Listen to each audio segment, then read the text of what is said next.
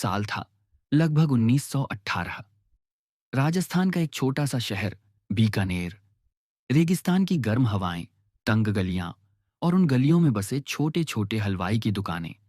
इन्हीं दुकानों में से एक थी गंगा बिशन अग्रवाल की दुकान। लेकिन बीकानेर में लोग उन्हें एक अलग नाम से जानते थे, हल्दीराम। उस समय बीकानेर में एक नमकीन बहुत लोकप्रिय थी, भुजिया। लेकिन उस समय की भुजिया आज जैसी नहीं थी। वह मोटी होती थी, थोड़ी सख्त होती थी और स्वाद भी साधारण। लेकिन हल्दीराम को लगता था इसमें कुछ खास किया जा सकता है, और यही सोच एक क्रांति की शुरुआत बनने वाली थी। हल्दीराम ने भुजिया की रेसिपी में बदलाव शुरू किए। उन्होंने बेसन की जगह मूंग दाल का आटा मिलाया, मसालों का संतुलन बदला और सबसे बड़ा बदलाव किया भुजिया की मोटाई में। उन्होंने इसे बनाया पतली, कुरकुरी और ज्यादा स्वादिष्ट।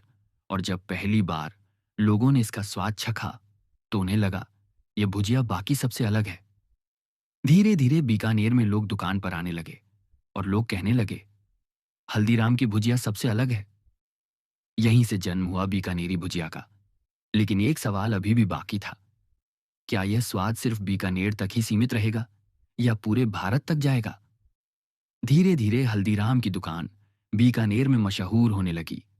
लोग दूर दूर से भुजिया खरीदने आने लगे।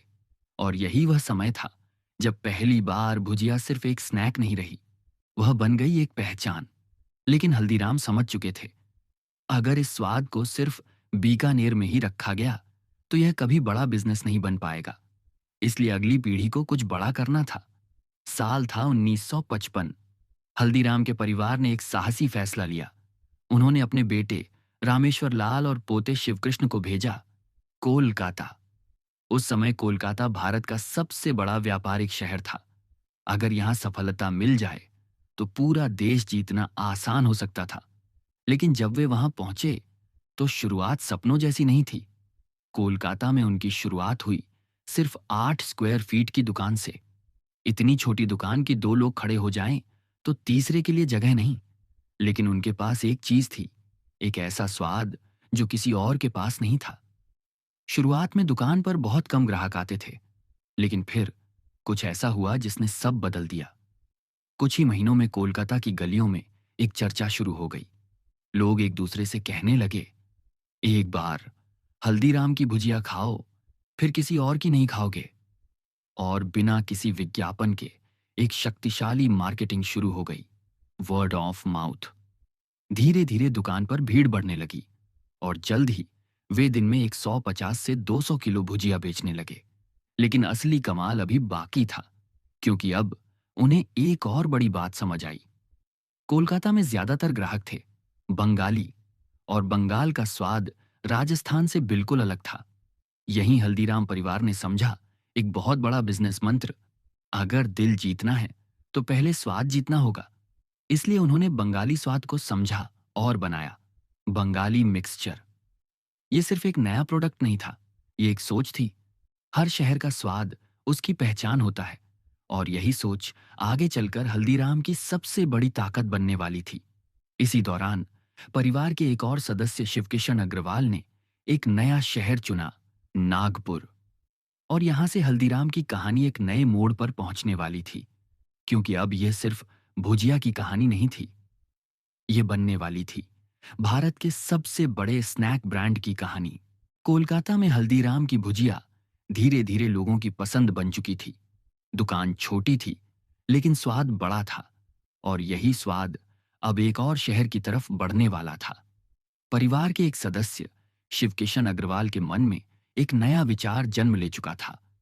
अगर हल्दीराम को सिर्फ एक शहर का नहीं बल्कि पूरे भारत का ब्रांड बनाना है तो नए बाजारों में जाना होगा। और इसी सोच के साथ उन्होंने चुना एक नया शहर, नागपुर।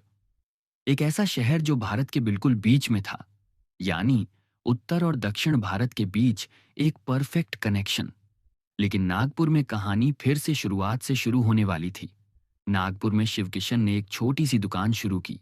शुरुआत में वही पुराना फॉर्मूला था, भुजिया। लेकिन शिवकिशन की सोच सिर्फ नमकीन तक सीमित नहीं थी। उन्हें लगता था कि अगर ग्राहक दुकान तक आ ही गया है तो उसे सिर्फ एक चीज क्यों बेची जाए। यहीं से उन्होंने एक नया प्रयोग शुरू किया, उन्होंने दुकान में जोड़ी एक नई मिठाई, काजू कतली। लेकिन शुरुआत में ग्राहक इस नई मिठाई को खरीदने में थोड़ा हिचकिचा रहे थे। और यहीं शिवकिशन ने अपनाई एक शानदार मार्केटिंग रणनीति। उन्होंने ग्राहकों को काजू कतली के फ्री सैंपल देना शुरू कर दिए। और जैसे ही लोगों ने पहली बार इसका स्वाद चखा, सब कुछ बदल गया। काजू कतली की डिमांड तेजी से बढ़ने लगी। और यहीं से हल्दीराम को समझ आया, अगर प्रोडक्ट अच्छा हो तो मार्केटिंग का सबसे अच्छा तरीका है लोगों को उसे चखने देना। धीरे धीरे दुकान में नई नई मिठाइयां जुड़ने लगीं। मलाई लड्डू, रसगुल्ला, रसमलाई। अब हल्दीराम सिर्फ नमकीन की दुकान नहीं रहा, वह बन चुका था इंडियन स्नैक्स और स्वीट्स का ब्रांड। लेकिन शिवकिशन यहां भी रुकने वाले नहीं थे। उनके दिमाग में अब एक और बड़ा आइडिया जन्म लेने वाला था। साल था 1971। एक दिन शिवकिशन नागपुर के एक छोटे से रेस्टोरेंट में गए। रेस्टोरेंट का नाम था कीर्ति। मेन्यू देखकर वे हैरान रह गए। वहां सिर्फ दो चीजें थीं, डोसा और लस्सी। लेकिन फिर भी रेस्टोरेंट के बाहर लोगों की लंबी लाइन लगी रहती थी। और तभी शिवकिशन के मन में एक नया सवाल पैदा हुआ। अगर एक छोटा रेस्टोरेंट सिर्फ दो चीजों से इतना सफल हो सकता है, तो क्या हल्दीराम भी रेस्टोरेंट बन सकता है? यहीं से एक नया बिजनेस मॉडल जन्म लेता है। कुछ ही समय बाद नागपुर में खुला हल्दीराम का पहला 30 सीट वाला रेस्टोरेंट। लेकिन शुरुआत में मेन्यू बहुत छोटा रखा गया, क्योंकि शिवकिशन जानते थे ग्राहकों को वही देना चाहिए जो उन्हें पहले से पसंद है। इसलिए शुरुआत हुई डोसा और इडली से। धीरे धीरे जब ग्राहक आने लगे, तब मेन्यू में जोड़े गए समोसा, कचौड़ी। और कुछ ही समय में रेस्टोरेंट की हर सीट हमेशा भरी रहने लगी। लेकिन जैसे जैसे बिजनेस बढ़ रहा था, वैसे वैसे परिवार के अंदर एक बड़ा बदलाव आने वाला था। साल था 1975। हल्दीराम परिवार के बिजनेस में एक बड़ा मोड़ आया। कोलकाता ब्रांच के रामेश्वर लाल फैमिली बिजनेस से अलग हो गए। एक समझौता हुआ, रामेश्वर लाल वेस्ट बंगाल के बाहर बिजनेस नहीं करेंगे और बाकी परिवार वेस्ट बंगाल में एंट्री नहीं करेगा। इस तरह हल्दीराम का बिजनेस दो हिस्सों में बंट गया। लेकिन यह विभाजन बिजनेस की गति को रोक नहीं पाया, क्योंकि अब एक और शहर उनका इंतजार कर रहा था। अब अगला लक्ष्य था दिल्ली, भारत की राजधानी। अगर दिल्ली जीत ली तो पूरा भारत जीतना आसान हो सकता था। और इसी सोच के साथ मनोहर लाल अग्रवाल दिल्ली पहुंचे। लेकिन दिल्ली ने उनकी परीक्षा बहुत कठोर तरीके से ली। साल था 1984। प्रधानमंत्री इंदिरा गांधी की हत्या के बाद देश में भड़क उठे 1984 एंटी सिख राइट्स। दिल्ली की गलियां हिंसा से भर चुकी थीं। और इसी हिंसा की आग में मनोहर लाल अग्रवाल की वर्कशॉप और घर दोनों जलकर राख हो गए। कुछ ही घंटों में सालों की मेहनत खत्म हो गई। लेकिन यहीं इस कहानी का सबसे बड़ा मोड़ आने वाला था। मनोहर लाल ने हार नहीं मानी। उन्होंने फिर से शुरुआत की, एक 300 स्क्वायर फीट की छोटी वर्कशॉप से। धीरे धीरे पुराने ग्राहक वापस आने लगे और बिजनेस फिर से रफ्तार पकड़ने लगा। लेकिन अब एक ऐसा कदम उठाया जाने वाला था जो पूरी इंडस्ट्री को बदल देगा। 1991 में भारत की अर्थव्यवस्था बदल रही थी। 1991 इंडियन इकोनॉमिक लिबरलाइजेशन। विदेशी कंपनियां भारत में आ रही थीं, पेप्सिको, केलॉग्स, नेस्ले। लेकिन हल्दीराम ने एक खाली बाजार देख लिया।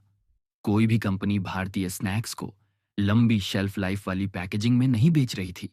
और यहीं उन्होंने शुरू की नाइट्रोजन पैकेजिंग टेक्नोलॉजी। अब भुजिया पैक होकर सुपरमार्केट, किराना स्टोर और फिर पूरी दुनिया तक पहुंचने लगी। एक छोटी सी कड़ाही से शुरू हुई कहानी आज एक वैश्विक ब्रांड बन चुकी है। हल्दीराम ने सिर्फ नमकीन नहीं बेचा, उन्होंने साबित किया, अगर आप ग्राहक का स्वाद समझ लें तो एक छोटी सी दुकान भी दुनिया जीत सकती है। अगर आपको ऐसी ही भारत के सबसे बड़े बिजनेस की असली कहानियां पसंद हैं, तो चैनल को सब्सक्राइब जरूर करें, क्योंकि यहां हम सिर्फ कहानी नहीं बताते, हम बताते हैं वो फैसले जो इतिहास बना देते हैं।